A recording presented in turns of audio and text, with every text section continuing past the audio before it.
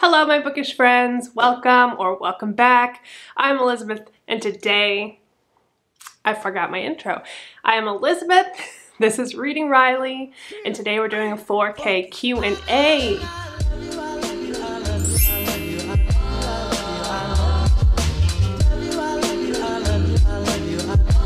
guys constantly astound me. You constantly affirm me. I asked y'all to ask me questions.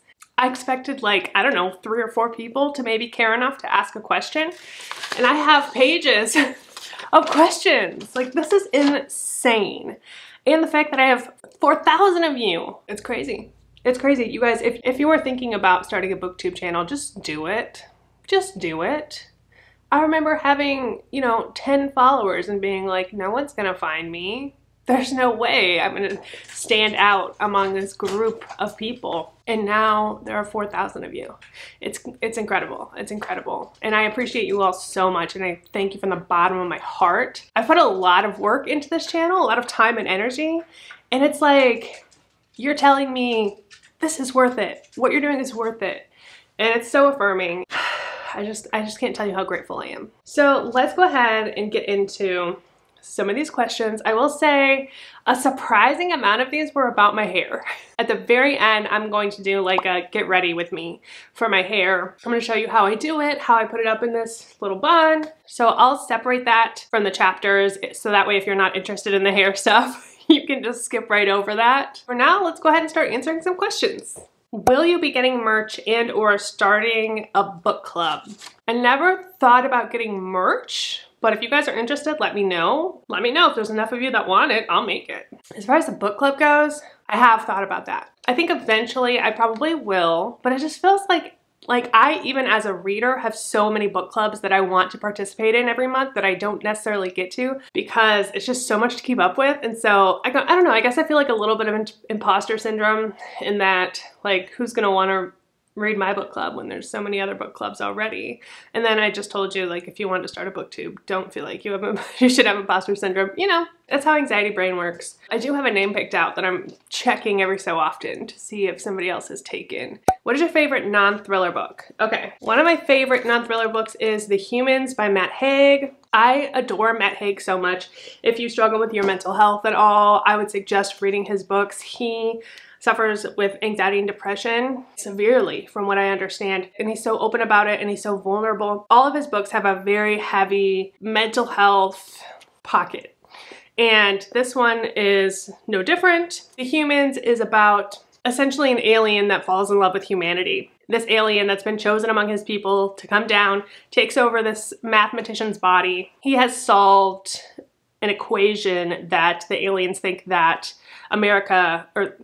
wow, so egocentric American, wow, that the world is not ready for yet. So his task is to take over this mathematician's body and kind of scope out and see who else he told, try to figure out how far reaching this is, who knows. When he gets here, he thinks everything is so strange and he has no idea how to pretend he's a human. Like, he's just so awkward and doesn't even know like why we wear clothes. And so it's actually really hilarious. He eventually starts to see things in a different light.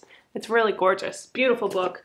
Another one is Know My Name by Chanel Miller. This was one of the first books that I read this year. She was sexually assaulted on the Stanford campus, and that's her story of how she went through trial. A lot of this is like in trial and her feelings and thoughts along the way, how she felt like she was judged, how she felt like it was so much harder just to get justice for what happened to her. And so it's saying a lot about the state of our world and our justice system, and it's really touching. So much respect for her for going through that and for writing this book. Very, very good memoir. Another one is Migrations by Charlotte McConaghy. This one's a beautiful, kind of artsy, near future dystopian book in a future where 80% of the Earth's animals have gone extinct.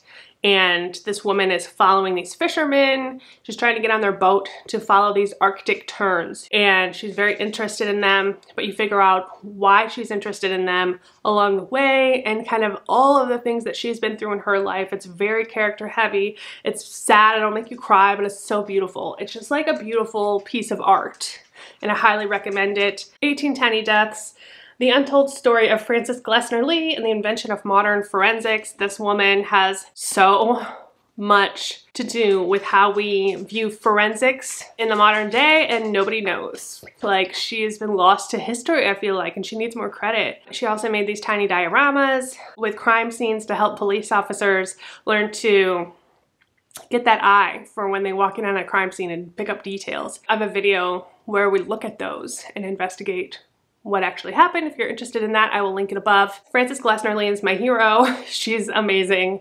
Love her, and great book. What is a book that got you into reading? I do have a couple for this one. The Princess Diaries was probably the first one as a teenager that I was like, okay, maybe I could like reading. It's written in that diary format, and I felt like that was the gateway into my enjoying reading, because before it was really hard for me to get into it, but with the diary format it felt like it went so fast, and I just felt like I could actually get far enough into it where I could start to get invested and enjoy it. And I read all of those books by Meg Cabot. She has another series where like a girl falls in love with a ghost, and I think that's under her pen name. I can't remember it, but I'll pop it up here if I think of it. I was probably like 14 when I read that. In which book did you encounter the most shocking twist? I think the books that I've been most shocked by, both of these are really well known. You're gonna have heard of both of these, but these probably have the most shocking twists, and that's I'm Thinking of Ending Things by Ian Reid and The Last House on Needless Street by Katrina Ward. Love both of these twists, love both of these books. These are both more on the psychological side. Are we surprised? No. Would you do a We Choose Your TBR video reading vlog? Yes. If you guys have something you want me to read, put it in the comments below for this video. What is your day job and do you like it? I'm from Michigan and I've lived here my whole life. Would you ever consider moving back to Michigan?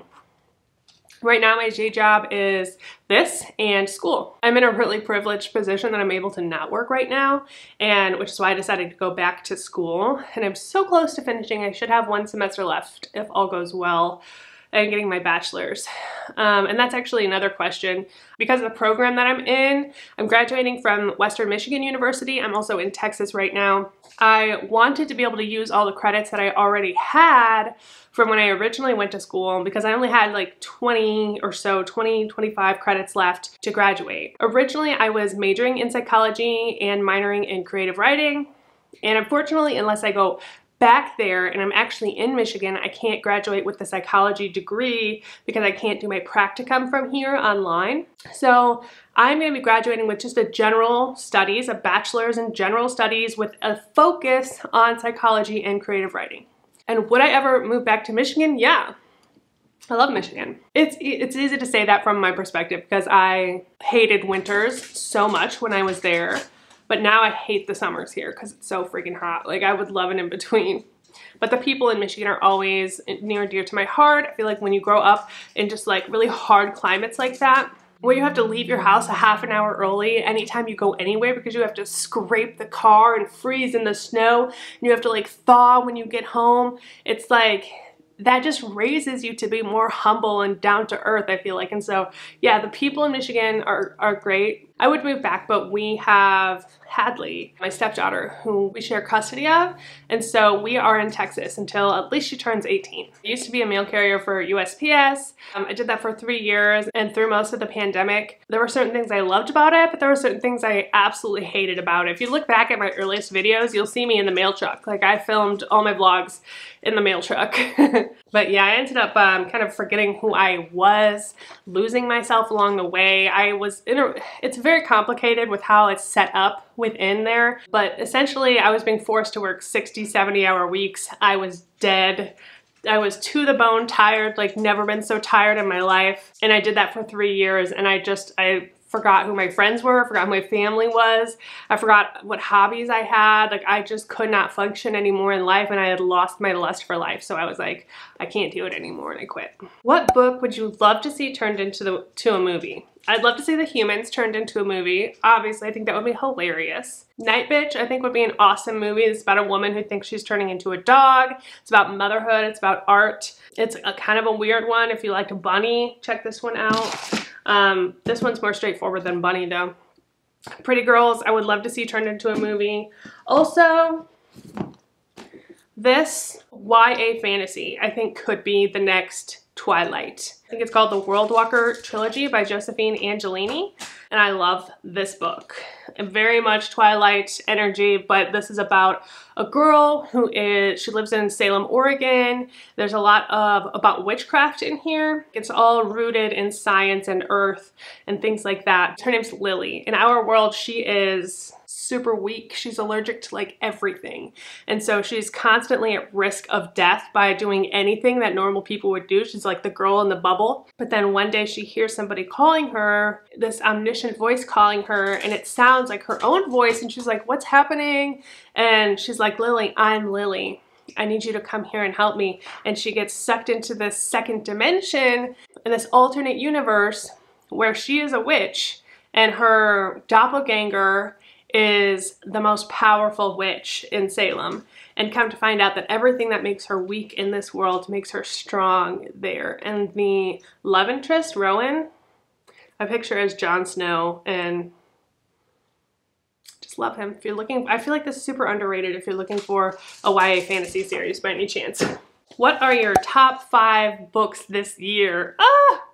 Okay, I actually made a list, so I will tell you. The Perfect Child by Lucinda Berry, Gone Girl by Gillian Flynn, Know My Name by Chanel Miller, Blindsided by Karen Slaughter, and A Certain Hunger by Chelsea G. Summers. How did you and your hubby meet, and what's it like becoming a stepmom? Wow, that's a loaded question, but one I'm happy to answer. Before I joined the Postal Service, I was playing music. I was in a band. I was also waiting tables. I had 3 jobs. I was gigging, playing music. I was waiting tables at a Texas-themed high-end restaurant, and I was also bartending at Whole Foods. I don't know if all the Whole Foods have bars, it's just beer and wine. My husband at the time was a paramedic firefighter. He would work 24 hours on and then have 48 hours off, and so during that 48 hours off, he would come up to the bar, he'd get a sandwich, he'd have a beer, he'd chit chat. He was always the one that was like trouble. Like when he walked in, I was like, oh, trouble's here. He's very charismatic. He can make friends with like anybody. He's the opposite of me. Like I'm an introvert. I'm assuming you are too because you're here. He is the opposite. He makes friends with everybody, every stranger on the street. It's so weird. But he came in and we were talking about my music, and I played him a song that we had just recorded. I was like, well, we have a gig coming up. I was like, you should come. And he's like, I'll come if you dedicate this song to me. And I was like, all right, fine, whatever. Not expecting him to actually show up. Lo and behold, he shows up to my gig. We're in this pinup bar. He is sitting front row center with one of his friends, and we get ready to play this song, and I'm like, oh my gosh, I have to dedicate it to this guy. So I do, and then I start playing the song and singing it, and it's one of the original songs that I wrote. As I'm singing it, I'm realizing how intimate this song is, and everybody in that bar thought we were f***ing. You know, everybody. And it was really awkward at the time. And then we exchanged numbers that night. What's it like being a stepmom? It's hard. It's hard, but it's also extremely rewarding. For a lot of my life, I didn't want children, and I was always the youngest in my family, so I never really knew what to do with kids. But our situation is much different because basically on our first actual date with my husband, he told me that he was pregnant at the time. So from the time we started dating, Hadley was already with us in a way. He and Hadley's mom weren't together, but they had decided to co-parent together when they realized that they were having a baby. And so I was dating my husband when he was about to be a father for the first time with somebody else's child, which was just a very unique situation. It all happened very fast. Her mom didn't want me to meet her until she was 6 months old, which is totally understandable, and we stuck with that plan.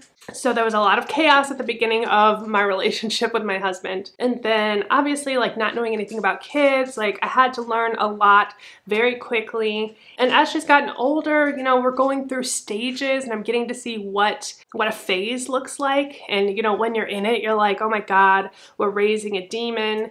And then it passes and you're like, oh, that's what a phase was. Okay, now I understand that. But on top of like those normal parenting things, you also have the aspect of being a parent where I did not birth this child and I want to be respectful of her mother. So there's a very fine line of like, how much do I interject on how I think this child should be raised? And what right do I have?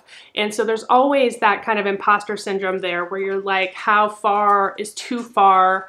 And trying to find that middle ground and trying to find the place where you're being helpful and building this relationship, but also not overstepping any boundaries. It's a very fine line and it's tricky. And my relationship with her mom is much better than my husband's relationship with her mom at this point. And so I've kind of ended up being the like go-between for a lot of things, which is not my favorite if I'm being honest, but it works for us. Being a stepmom is also really rewarding because you get to see this child grow and have this relationship with her. And I love her as if she were my own. I love her to death and I want everything for her. Thank you for making me read more of Ruth Ware. Which is your favorite? My favorite Ruth Ware is The Death of Mrs. Westaway. I just had such a great time with this one when I read it.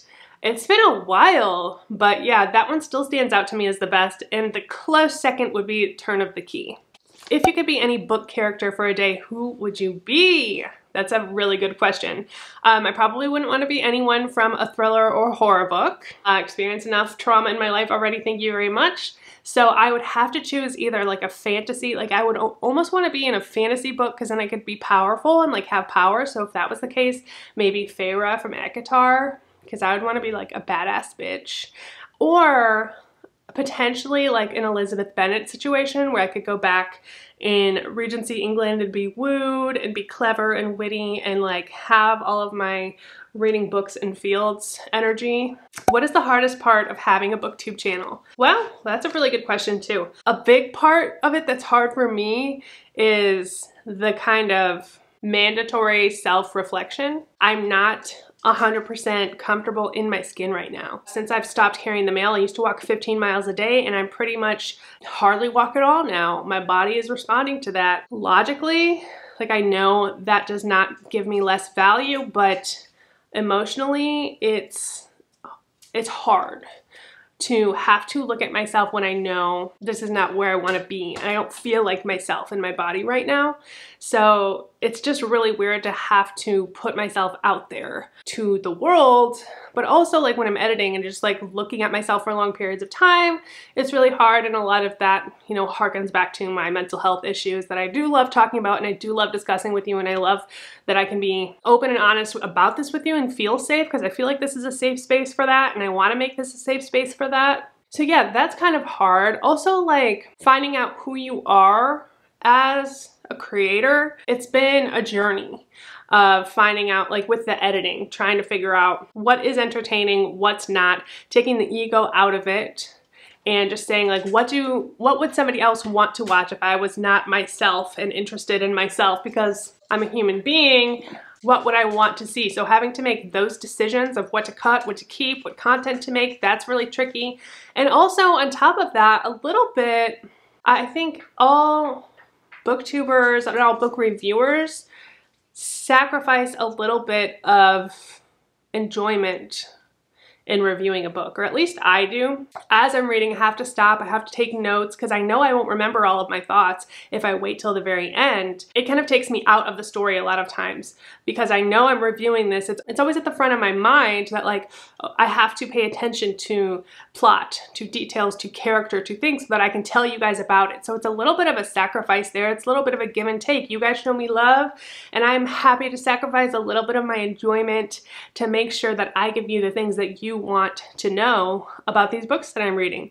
It's a give and a take. It's not something that I would say would ever deter me from doing this, but it's something that I feel like a lot of booktubers don't mention.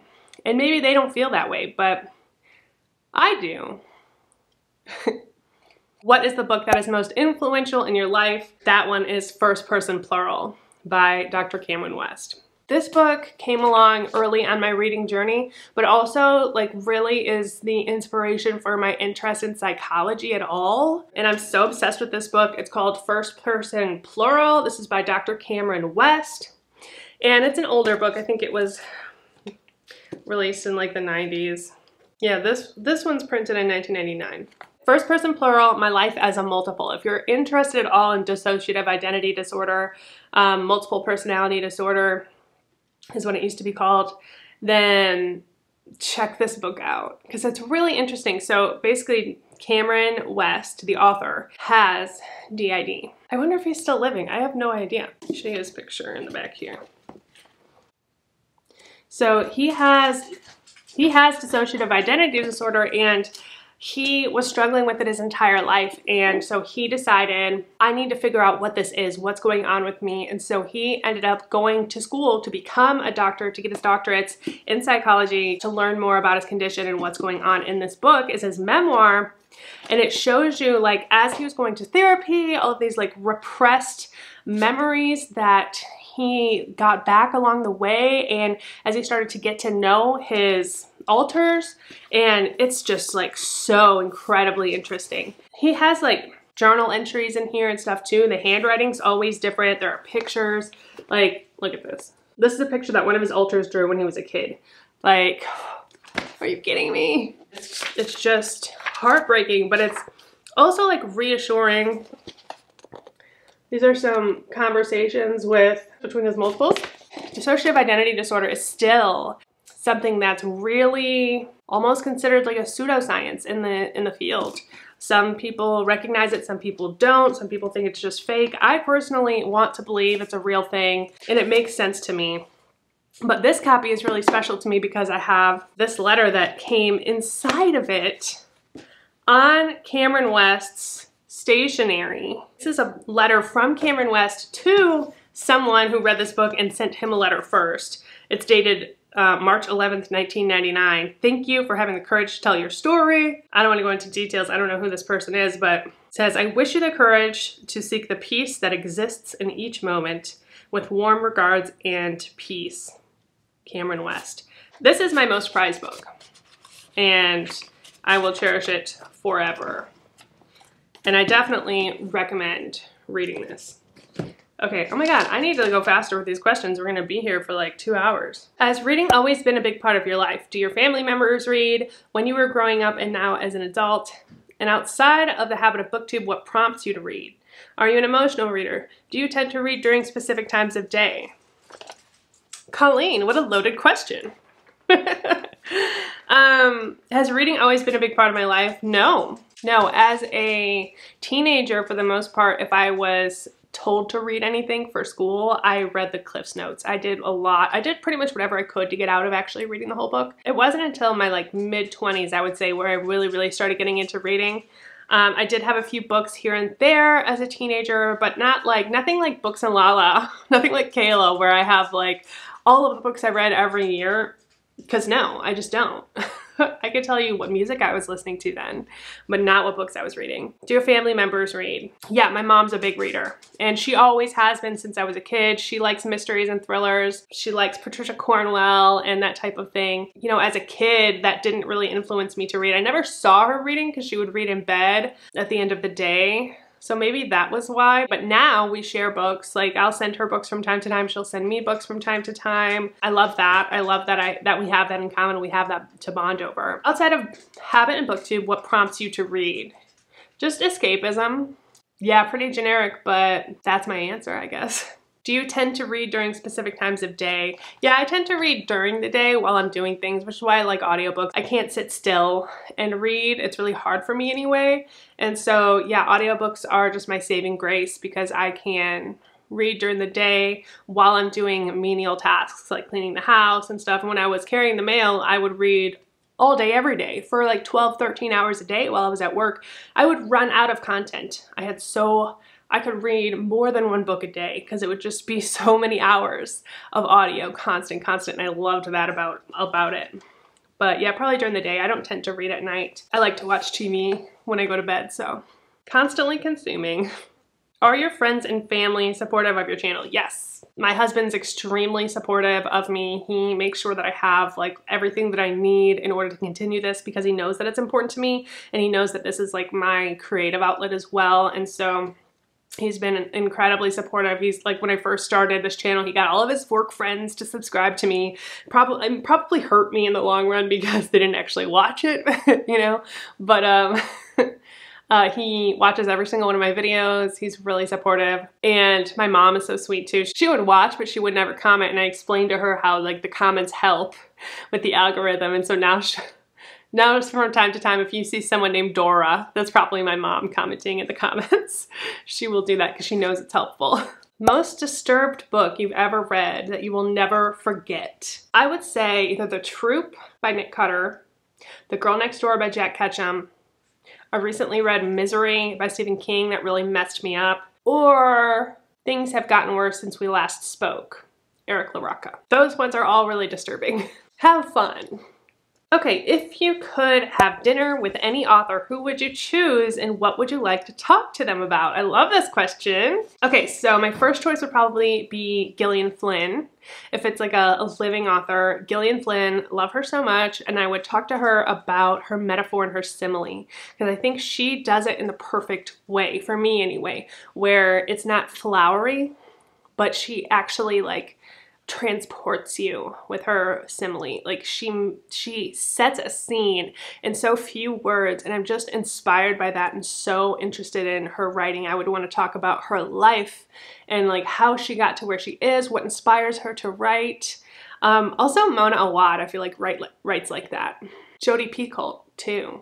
Really, really beautiful writing. But also another choice would be Charles Bukowski, which I have never talked about on this channel, but I really like him as a poet, which automatically is a red flag. But, you know, I'm okay with that, it's fine. But he was a mailman. He's dead. And I'm sure I would hate him as a person probably, and he would probably be really annoyed by me as a person. But I would love to talk to him about carrying the mail and about poetry as well. What's your favorite part about being a booktuber? You guys, the community, getting to talk about the books that I read. Just getting to talk about books, getting book recommendations. I'm here for the same reasons you are, basically. Like, I want the recommendations. I want to get to know people that have this crazy, weird interest in common with me, and I love that. It's cliche, but I love the community. What is your husband's favorite book, if he has any, and does your stepdaughter like to read? Okay, I asked Jordan what his favorite book was. He said John Grisham, The King of Torts. Can't even read my own writing. I think it's called The King of Torts, and Jailhouse Lawyer by James Patterson. I've never seen him read a book, so I don't know where he got those from, but you know. And yes, Hadley loves to read. We read to her every night before bed. We read a story. Actually, we just organized. Whenever Jordan reads her a story at the end, he will close the book and he will say, "The end," and do this. And so now she's obsessed with figuring out which books are the loudest when we close them. So she's just reorganized her bookshelf from softest to loudest noises. But she's still young. Like, she's 5. She judges books by the cover. I have specific books I want her to read, but the style of the pictures and the illustrations she doesn't like. And so it's hard for her to get to read those, but I'm hoping she'll get to a point where she can, you know, just read for the sake of reading. But she's still very heavily influenced by the pictures. She's 5. I mean, why did you name your dog Denver? I didn't. We didn't. We got Denver when he was almost a year old, and it's actually almost our gotcha date for him. We've almost had him exactly a year, and he was already named Denver when we got him, and so he was old enough that he knew his name. We didn't feel like it was right, but if I had, I love old man names for dogs. I would probably named him like Walter. When I was carrying the mail one time, there was this little dachshund that would like chase me down the street, and one day he's like running down the street, and her mom's yelling after her, she's like, "Barbara! Barbara!" And so I just love the name Barbara for a dog now as well. Or something literary and fun. Yeah, we did not name him Denver. Do you know the Muffin Man? I actually have a very intimate relationship with the Muffin Man, but I think it's one-sided, so it's a little bit of a sensitive subject. What is your favorite pickup line? I don't have any favorite pickup lines. I don't have that much game, but I looked some up, and here's some bookish pickup lines. If you were a book, I'd need glasses because you'd definitely be fine print. These are dad jokes. Are you reading Fahrenheit 451? Because damn, you're smoking. You must be a library book because I can't stop checking you out. That's it, I'm done. If you could have any superpower, which one would you pick? This is not even an option. There's not even a choice for me. I would pick mind reading, telepathy. However, I don't know the difference between the two, but I want to be able to read people's minds. We could solve the world's problems. I would know everything about human psyche. It would be amazing. Who's your favorite author? That is not a fair question, Amy. Gillian Flynn, Karen Slaughter, Ian Reid, Jennifer Hillier, Lucinda Berry, C.G. Tudor, Matt Haig, Ruth Ware, Alice Beeney. The list goes on. There's too many. There's too many. What is your favorite meal? I would say, like, I'm a steak and potatoes type of girl normally, but I also really like sushi. Chocolate would be my, like, if I was dying, if I was getting executed and I had to choose a last meal, there is this, I used to work in this sushi restaurant in my 20s, and we had this flourless chocolate torte with a raspberry coulis. I still dream about it. So chocolate torte and red wine would be my last meal. Like a really leathery, tannic, beefy red wine. Yes. Favorite beverage to enjoy while reading? It depends if it's alcoholic or not. If it's alcoholic, I like a glass of wine. I also like whiskey. I'm a whiskey girl. On the rocks or an old fashioned. If it's non-alcoholic, I have been obsessed with these lately thanks to Beth at Beth's All Booked. Also just regular coffee or Diet Coke. Do you have plans to, or do you think you'll ever write a book? I do not have any immediate plans to write a book, but I would be lying if I said that I didn't have a note on my phone with book ideas. Who do you think is one of the most underrated female authors? I think Chelsea G. Summers is the answer to this question. Read A Certain Hunger if you want to read a book about a female cannibalistic serial killer. It's very voice heavy, it's not very plot heavy, just be warned, it's character study. Also Mona Awad, though I don't think she's underrated, but I love her writing. Have you ever read a book and just closed it and thought, nah, I can't do it anymore, but then still finished it? The Troop by Nick Cutter is one book I stopped reading multiple times and felt like I can't continue, but still finished it. Yeah, probably the same, The Troop. I almost did not finish that book, but the second half got way better for me, and I really ended up enjoying it over time. Like, my reflections on it are way better than how I felt at the time of reading it. But that was like the very beginning of my horror exploration, and I was not used to that kind of book. Would you rather have a fictional serial killer love you or hate you? That's a good one. If he loves me, do I get to live? Or if he loves me, does that mean I'm dying? Because that makes a difference. And if he hates me, do we get to do like a cat and mouse chasing the killer type thing where we have like clever, witty banter? Because I'd be down for that. What are your favorite types of videos to film, and do you ever feel pressured to film videos you don't particularly enjoy making that you know will help grow your channel? My favorite types of videos to film are probably vlogs to film because it's easy. I can pick it up and put it down, although a lot of times, sometimes I just miss the mark and forget to like update you guys at all.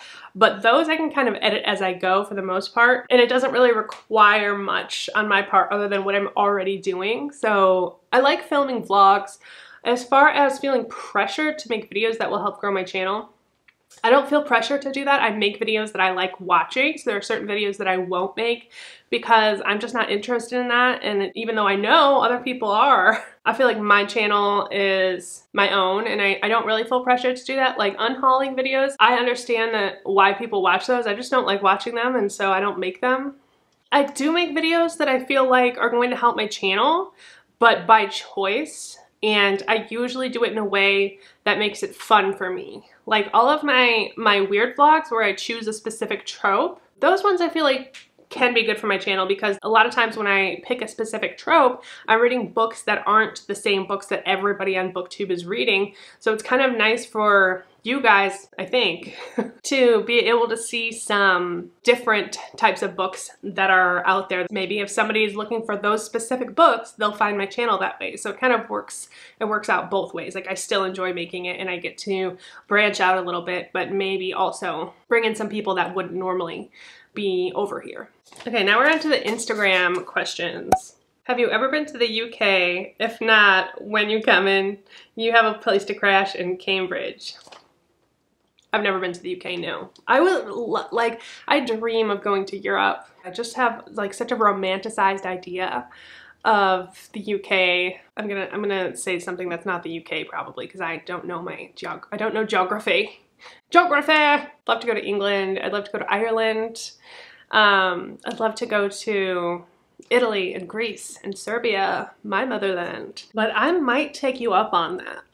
We'll see, you never know. How are you doing? That's so sweet of you to ask. Honestly, I have been dealing with some mental health things lately. I think I've alluded to that. So when I left the post office, I lost my health insurance. So I essentially lost my meds because they're expensive. I have been definitely noticing the effects of that. I have depression and anxiety. I have been diagnosed with premenstrual dysphoric disorder.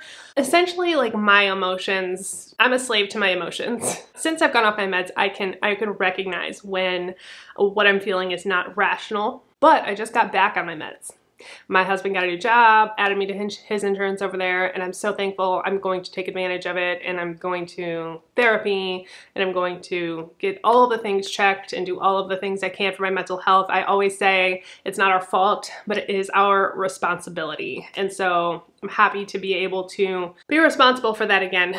I know in this society and our culture in the States, it's not taken as seriously as it should be. And when I say it's our responsibility, I know that is kind of brushing over some of those things. Like it's hard to get healthcare. It's hard to get our hands on medication. We have to prioritize that though, because it's so important for us and it affects the way we live our lives and the way that we enjoy our lives. And I'm a huge proponent of taking drugs if you need to.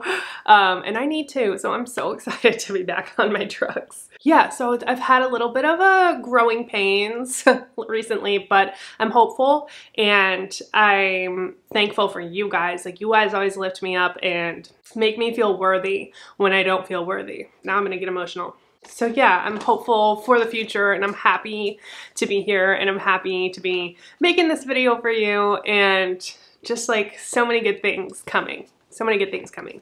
What kind of music do you like? Ooh, I love this one. I am a huge fan of like oldies. When I was growing up, it was always the rule in the car when I was driving with my dad that I get to pick the radio when I am old enough to drive and have my own car, which was essentially never in my childhood could I ever pick what I listened to. So I listened to a lot of Motown. I grew up in the Detroit area. My dad is very old school himself and listened to a lot of Motown, and so I was raised on that essentially. I love 50s and 60s girl group stuff. I love the blues. I love Aretha Franklin, Etta James, Ella Fitzgerald, Louis Armstrong, Howlin' Wolf, the Chiffons, the Ronettes. It just makes me happy. I love anything with brass in it. My favorite modern band is Lake Street Dive. Rachel Price is one of my absolute heroes. I'm obsessed with her and I want to be her. But I also listen to like Lizzo, I really love. I think she's super inspirational and I love her music. I love female singers that have soul. Like I love soul. So anybody that has that like depth of feeling in their voice, I love. Do you speak any other languages? Do you want to learn any? I don't. I speak a little bit of Spanish. Living in Texas since 2009 and being in the restaurant industry, I've learned a lot of like kitchen Spanish. So I wouldn't say I'm fluent, but I can pick up on it and I can speak a little bit here and there. I would love to learn French. I think French is such a beautiful language. I just never got around to it, but I would love to learn French one day. Stranded on a desert island, what 3 books would you take with you? I would take probably The Humans for when I was feeling lonely. I probably wouldn't take any thrillers with me because I would be scared. Maybe like a classic like Pride and Prejudice, and then maybe also like another like really big tome that I've always been intimidated to read. Actually, maybe I would take The House of Leaves because, but I feel like I would scare the shit out of myself. But I want to read that one, but I just don't have the patience for it. And I can't read it on audio or at least get the same experience on audio, but I would have plenty of time. That's so hard. Something fat. A big fatty. What is the book that has made you the angriest? Probably the Southern Book Club's Guide to Slaying Vampires by Grady Hendrix. That book made me so angry. That was the first time I realized I had a trigger. I didn't realize I had any triggers until that point, and my life has been changed by that book, honestly. I think I related to the main character too much, and the fact that she was being gaslit by her husband and her friends throughout the entire book was soul destroying for me, and I was filled with rage. Who's your favorite character from Clue, the board game? When I was a kid, I would always want to be Miss Scarlet because she's beautiful. But I think today I would pick Professor Plum because he's intellectual. I like the sultriness of Mrs. Scarlet, but also the wherewithal of Professor Plum. How did you figure out how to start a YouTube channel, camera, editing, etc.? I made a video back in the day, like when I first started YouTube, but I would probably redo that at some point because I've had a lot more insights since then, but I just figured out from YouTube. There are so many content creators on here that have videos that show you like how to get started, what equipment to use. All you really need is your phone to get started. YouTube is our biggest resource. I just learned everything as I went, really. I just made that first video, and for that first video, I knew I had to figure out how to put a book on the screen before I could put that up. And so that was my biggest thing. How do I do this? So I, look up iMovie. I use iMovie, I still do. Google, YouTube, how to superimpose something onto a movie. And it's really honestly pretty simple. And then from there, I just learned as I went and played. You've got to play with so many different things. Take your favorite things from the things that your favorite booktubers do and play around with them. Have fun with it, be creative with it, and eventually you'll end up leaving things to the side that you don't necessarily connect with. You'll end up picking up little things here and there, make it into your own thing, and then down the road, you end up having your own style, your own type of thing. Did a lot of what other people did when I first started, and it took doing that to figure out what is my thing and just what you like. Like, what do you think is cool? Do that. And I ended up really enjoying the editing process. I like doing tedious things like that where I can also be creative. And so that's become a big part of my channel. Always start with the BookTube newbie tag. That's how you guys find each other. You grow with each other, find each other. That's what I did, and so many other newbies found me, and then you network, you resource together. The people that start when you start, those are your people. Find those people, find the ones who like the same books you like, and then just go from there. It's gonna be ugly. You're gonna cringe at yourself, you're going to laugh at yourself, hopefully, and it's gonna feel really vulnerable when you post that out there, but there are gonna be people that are gonna reach out to you, affirm you, like you guys have for me. You have to be willing to be vulnerable. You just have to be. Otherwise, there's no, what's the point? What are you doing? And when you do that, you open yourself up to getting hurt. You do, that's a thing. And I can't say that you won't get hurt. You're gonna probably have somebody comment on one of your videos or your videos from time to time and say hurtful things. But you just have to know logically that that doesn't reflect who you are. And when people say things like that, if that's their impression of you, then that's their impression of you, and you don't click and move on. Not everybody's gonna like you. It took me a really long time to learn that lesson, that not everybody's gonna like me. I've always been a people pleaser. I've always avoided confrontation. I have kind of come to terms with the fact that not everyone's gonna like me, and that's okay. If I'm trying to just be this generic version of who I think everyone's gonna like, then no one's gonna like that, because you can tell it's not genuine.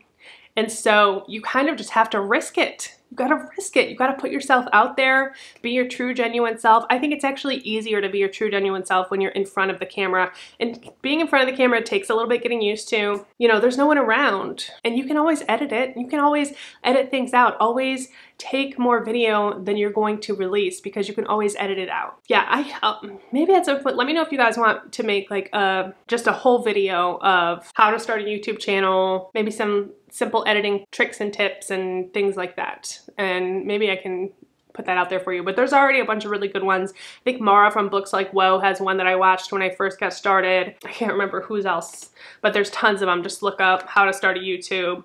Favorite read of 2022 so far? Paul, of course you would ask me that question. As of this moment, I don't know. In this moment, I'm gonna say either The Perfect Child or A Certain Hunger. Why did you start your YouTube channel? When I started working for the post office and I was working so many hours, I couldn't plan a gig. I couldn't do my music. I would always be working and I couldn't request off. When you start out, you're basically their bitch. Like, you have no days off and you don't know when you get a day off until the night before. They'll say, we don't need you tomorrow. And you may have worked 10, 12 days before you get to that day off, and you just, it's insane. There was no way I could agree to any gigs outside of that without having to cancel last minute. So I just stopped performing and I needed a creative outlet. And so that was why I started this. I started watching YouTube or BookTube because I found one of Kayla's videos from Books and Lala, and then I started branching out and finding other ones. Then I started finding the ones that were for me. When I first started this channel, I read a lot more fantasy, and then I started finding my niche in thriller and horror. What was the question? So yeah, initially I was just looking for a creative outlet. I was looking for someone to talk about books with because I was carrying the mail and reading all of these books and not having anyone to discuss them with. That's basically the reason. I think that's why everyone starts their channel, right? So they want to talk about books. All right, and then the last question is, what is your all-time favorite book? Oh my gosh. I don't know that I could choose that one either. I think if I had to choose in this moment, it would be The Humans by Matt Haig, because this one's just so special to me. Hey, for everyone asking about hair stuff, this is your hair section. I just got out of the shower, so we're gonna get ready. I hope I didn't leave it in too long. Actually, it might be a little drier than I'd like. I have really bad lighting in my bathroom too, so I'm in the living room. It's fine. I just did my roots yesterday too, so it's all bright and fresh. So I never brush my hair, but I use like a thick tooth comb. I don't know what you call these. First, I just go through it, pull the bangs down, get everything forward. You want everything forward as much as possible. All right, I'm gonna use my leave-in conditioner. Just spray, spray, spray, spray. Get the bangs first, because the bangs are really the most important. If they're like not curly, they're in the middle of my face, you know? So that's no bueno. And make sure I get like, this area back here tends to be the area that I miss when I put product in. And then I make sure I get the ends really good too, because the ends are always gonna be the driest. And this is just leave-in conditioner. And if I don't have this, I will sometimes just leave my regular conditioner in my hair. Just don't rinse it out when I get out of the shower, because you want your hair, especially if you have curls, you want your hair to be moisturized. This is like really weird. Like, who do I think I am? What kind of channel do I think I am right now? Is this a lifestyle channel? Am I a lifestyle channel now? And then I'll probably flip my head over and do that too. Honestly, I go through a lot of product. I feel like that's just the hand you're dealt when you have curly hair. Okay, my battery just died. Sorry if my angle changed. After I'm done with the leave-in conditioner, I'm gonna use one of these 3 products. This one's nice because it sprays on, but you'll go through the product faster, it seems like. These 2, I honestly don't know what the difference is between these 2. Like, they're pretty much the same thing. They're a little bit different color and texture, but yeah, I don't know. I've been favoring this one lately. Curl Defining Lotion, Humidity Shield, locks in long-lasting frizz-free curls. It looks like this. And I'll put about that much in my hand. I'll probably do that, like 3 or 4 of those. Get it all good and mixed up. I'm gonna lightly tap it on the top. Don't wanna get too much up there, and just kind of like very spastically go around, touch my spots where I know I tend to forget. Supposed to start at the roots, kind of like move it down, and then the whole time I'm scrunching as I go. I'm always constantly scrunching and just kind of making sure it's evenly distributed, or trying to get it as evenly distributed as possible. Is that for some ASMR? It sounds sexual. I don't like it. Okay, I'm gonna flip over. There's a lot of flipping in this process. Scrunching and flipping, scrunching and flipping. You want it to be wild and free. I've been cutting my own hair lately, which I still don't know if that's a huge mistake or not. Probably people would tell me yes. So like the shape of my hair has been changing over time. Some days I love it, some days I don't. Like that's the thing, it looks different every single day. It's not regulatable, you know? These pieces in here it's weird, they used to be my curliest and now they tend to not curl. So I try to specifically move them forward and scrunch and get product in there. And that's pretty much it. Now we're just going to blow dry. I use a diffuser. If I have time, I always put it on hot, which you're not supposed to, I guess, but I always do. And if I have time, I'll keep it on I have to be really patient with it on low. If I'm going to put it on high, I'll make sure I get like underneath with the high. And basically I'm gonna be scrunching and like holding it at the root so that the root gets lift in there. Now, I never blow the bangs on high until they're like secured and set in their curls. That's it, a lot of it's upside down, so I don't know what you'll be able to see.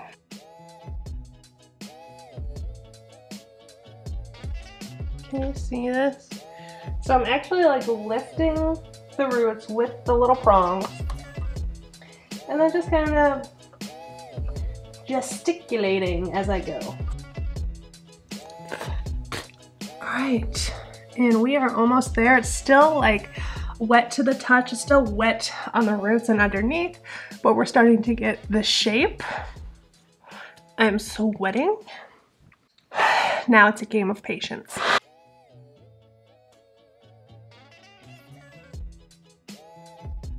And that's basically it. Now my floor is sticky. I'll do a quick run through of my products. I use Marc Anthony products. I've used a million products throughout the years. When I was growing up, I had no idea how to handle my curly hair. I just straightened it all the time. And it wasn't until a couple years ago that I really started embracing the curls. It's just easier. I don't have to spend hours doing it. Spend like 30 minutes, 20-30 minutes, and I'm done. This is the shampoo and conditioner that I use by Marc Anthony. Most of his products are really bright and yellow. They usually have them at Target, CVS, sometimes like Kroger, Albertsons, stuff like that. I don't see these at Sally's. But let's see. It's made with marula, coconut, and shea. It's 3 times moisture, oil plus cream plus butter, triple blend. Yeah, shampoo, conditioner. This one I just got. I don't know how to do this, you guys. I'm not a lifestyle channel. Marc Anthony as well, but this one's pink. This is a leave-in conditioner. It's like $7 or $8, I think. These all range from like $7 to $10 each. And from what I can tell, they all pretty much do the same thing. This is Curl It Up Volume Spray Extra Hold with avocado and shea butter. Curl defining lotion, humidity shield, locks in long-lasting frizz-free curls. Strictly Curls collection. And then this one, which I honestly don't know what the difference is between the two. Okay. I just choose one of these. Got too much shit, too little space in here. Okay, so Aaliyah over on Instagram asked me to show how I do my high bun thing. So I'm just gonna do that real quick, and that's gonna be the tutorial. I feel so weird doing this. Okay, you need 2 hair bands. They can be whatever. I like this one for my second one, but you could just use 2 regular ones. And essentially, it's super easy. First, I'm just gonna go through and decide what stays out, what I want hanging down, and just kind of pull as I go. That should be good for that side. And then over here,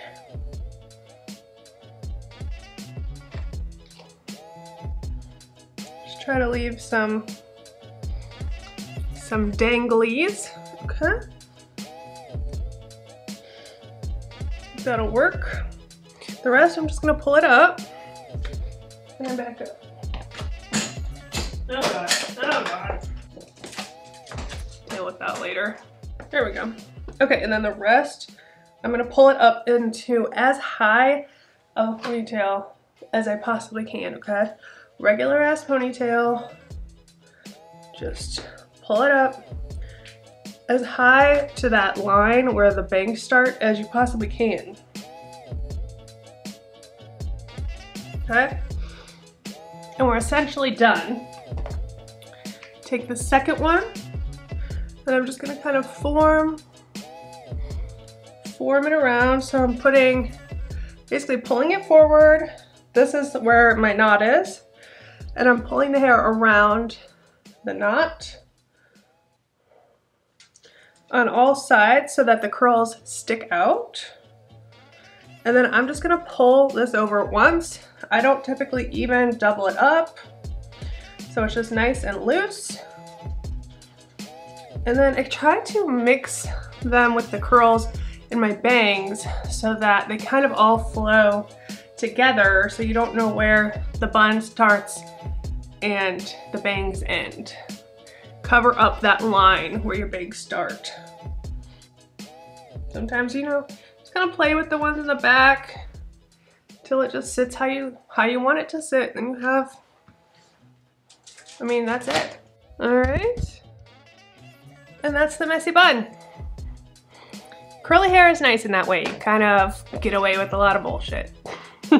I hope this was helpful to you guys. I'll link the products in the description down below in case you're interested in buying those. If you're here for the hair, like, thank you for assuming I know what I'm doing, because I really don't. It's just like trial and error for 35 years. So like, this is just what I ended up with. That's the hair stuff.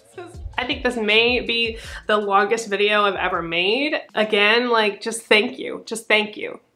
You guys have no idea how much these friendships mean to me that I've made through this channel, how much it means to me that we can connect on that level and figure out our interests. I'm still trying to figure out what I like and don't like in books. I feel like it's an ongoing thing because your taste constantly changes as you grow and as you learn.